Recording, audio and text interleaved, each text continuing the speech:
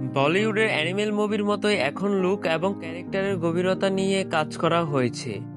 রণবীর কাপুরের makeup artist Amit Amber Shakib খানের জন্য কাজ করায় কিছুটা মিল অনুভূত হলেও শাকিবের লুকের বিশেষত্ব আলাদা। শাকিব খানের তেজ, অ্যাটিটিউড এবং সোয়াগ পুরোটাই ইউনিক এবং তার ব্যক্তিত্বের সঙ্গে পুরোপুরি মানানসই। যেমনটা বলবো, অ্যানিমেল বা দক্ষিণ ভারতীয় অ্যাকশন মুভিগুলোতে যেভাবে চরিত্রগুলোর মধ্যে ইমোশন এবং স্টাইলের মিশ্রণ থাকে, বরবাদের ক্ষেত্রেও একই ফর্মুলা লক্ষ্য করা যায়। তবে বাংলা সিনেমার দৃষ্টিকোণ থেকে এটা একটা নতুন যুগের সূচনা। এদিকে শাকিবের দুটো লুকের ট্রানজিশনের প্রসঙ্গও পুষ্পা বা কেজিএফ এর মতো চরিত্রের বিবর্তনের কথা মনে করিয়ে দেয়।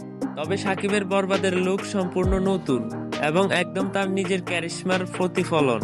বরবাদের ফার্স্ট লুক তো আসলো এবং শাকিব খান পুরোই কাঁপাই দিল।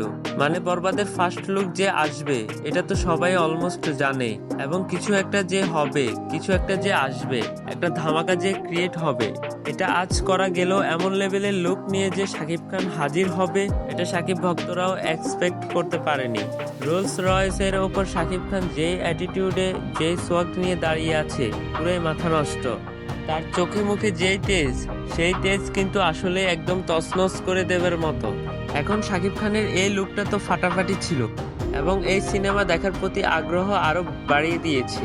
এবং এই মুভির ডিরেক্টর মেহেদী হাসান হৃদয়, তিনি কিন্তু এর আগেও বেশ কয়েকটা ইন্টারভিউতে বলেছিলেন শাকিব খানের ক্যারিয়ারে এমন লুকে শাকিব খান কখনোই আসেনি, এবং বাস্তবেও সেটার প্রমাণ মিলেছে। প্রায় 15 কোটি টাকা খরচ করে এই সিনেমা নির্মাণ করা হচ্ছে, এমনটাই জানা গিয়েছিল গণমাধ্যমের সূত্র থেকে।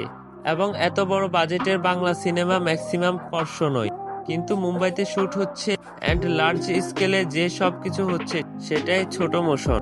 পোস্টারেই বোঝা যাচ্ছে এই মুভির অলমোস্ট 70% শুটিং এখন ডান। আর এই সিনেমা কোন ধাঁচের হতে যাচ্ছে, অফকোর্স আপনারা নিশ্চয়ই মোশন পোস্টার দেখে বুঝতে পারছেন এটা অ্যাকশন ভায়োলেন্স ধাঁচের। কিন্তু পরিচালক মেহেদী হাসান হৃদয়, তিনি এর আগে ইন্টারভিউতে জানিয়েছিলেন এখানে অ্যাকশনের থেকে বেশি ভায়োলেন্স থাকবে। তাহলে বুঝুন শাকিব খানকে এখন আমরা কোন লেভেলে দেখতে পারি। তুফানে তো তাকে আমরা দেখেছি একদম মার্কাট অবস্থায়, হয়তো তুফানের থেকে এখানে শাকিব আরো বড় লেভেলে অ্যাকশন করতে আমরা দেখতে পারি। এছাড়াও এটা জানা যায় এখানে অ্যাকশন সিকোয়েন্স গুলো ডিজাইন করার জন্য রবি বার্মা রয়েছে, যিনি এর আগে বলিউড এবং তেলেগুর অনেক সিনেমায় কাজ করেছিলেন। এছাড়া এখানে গানেও বলিউডের ছোঁয়া আছে। এখন শাকিব খানের এই লুক নিয়ে মেহেদী হাসান হৃদয় জানিয়েছিলেন শাকিব খানের বরবাদের লুক কিন্তু একটা নয়, দুটো থাকবে, এবং একটা লুক থেকে আরেকটা লুকের যে ট্রানজিশন, যে পরিবর্তন, সেই পরিবর্তন আনার জন্য তারা বরবাদের শুটিংয়ে অনেক সময় ব্যয় করেছেন এবং এই কারণে তাদের শুটিং করতেও এখনো অনেক সময় লাগছে। তাহলে বুঝাই যাচ্ছে কতটা যত্ন নেওয়া হয়েছে শাকিব খানের এই লুক দুটো নিয়ে।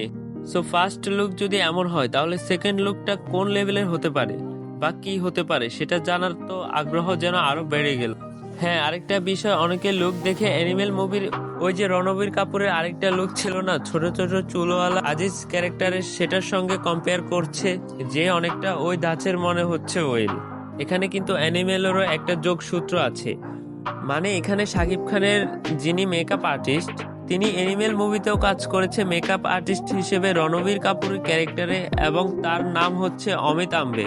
সো এ কারণে হয়তো একটু একটু মিল খুঁজে পাওয়া যাচ্ছে, বাট তারপরেও মিল খুঁজে পাওয়া গেলেও বা কি, অ্যানিমেল হচ্ছে অনেক বাজেটের মুভি, বরবাদ 15 কোটির বাজেটের মুভি।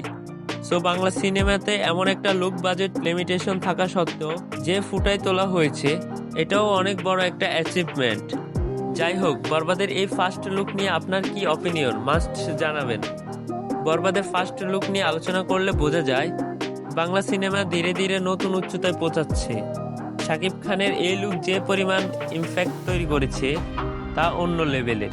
এটি স্পষ্ট যে এই লুক ডিজাইন করতে প্রচুর সময়, শ্রম এবং বাজেট ব্যয় করা হয়েছে, যা বাংলা সিনেমার ক্ষেত্রে সচরাচর দেখা যায় না। এটা বলা যায় বরবাদ বাংলা সিনেমাকে নতুন উচ্চতায় নিয়ে যাবে। গল্পের গভীরতা এবং লুকের সাথে সাথে যদি মিউজিক এবং অ্যাকশনও এই মান বজায় রাখতে পারে, তবে এটা হবে বাংলা ইন্ডাস্ট্রির অন্যতম মাইল ফলক।